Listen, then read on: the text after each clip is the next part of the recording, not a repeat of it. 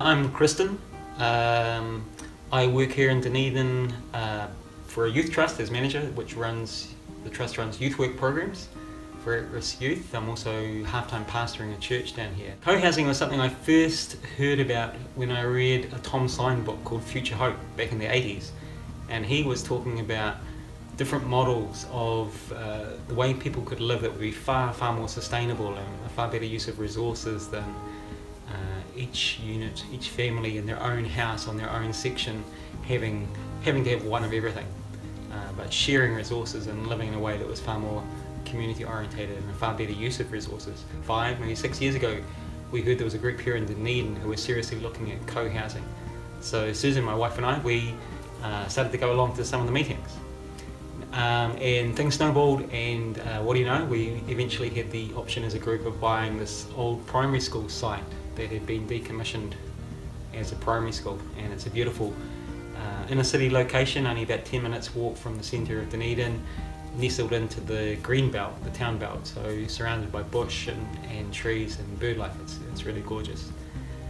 So we were sold. The idea that we could have 21 families or 21 units living together, watching each other's backs, not needing 21 lawnmowers or 21 everythings, but 1 or 2 between all of us. The idea of having shared meals together from time to time, shared childcare, grandmas and grandpas for the kids for the grandmas and grandpas that don't have them themselves is tremendously appealing. And actually the research backs that up. There is quite a lot of research because co-housing is a common model in Scandinavia now. So half of all the new builds in Denmark are co-housing models.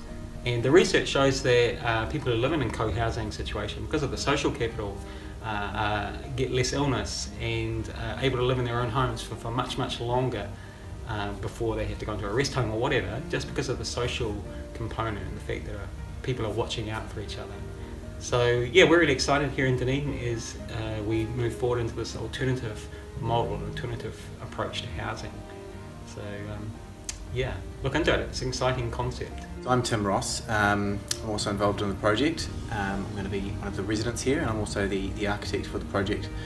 I think what really attracted me initially about the idea of the co-housing model was that the cooperative kind of aspect, that we could basically join with a bunch of other people and build some homes for much more economically than we would have been able to do it if we were to do a bunch of individual homes. I'm also really attracted by the environmental credentials of the project. We've really tried to push the envelope in terms of how warm these houses are going to be. Dunedin's not the warmest place in New Zealand, and these homes are going to be exceptionally warm, needing sort of 90% less heating than the average home, and maintaining 20 degrees sort of temperatures all year round, which will be fantastic both in terms of energy efficiency, use of resources, and also in terms of health. So right from the outset, we've also wanted to have some social housing component.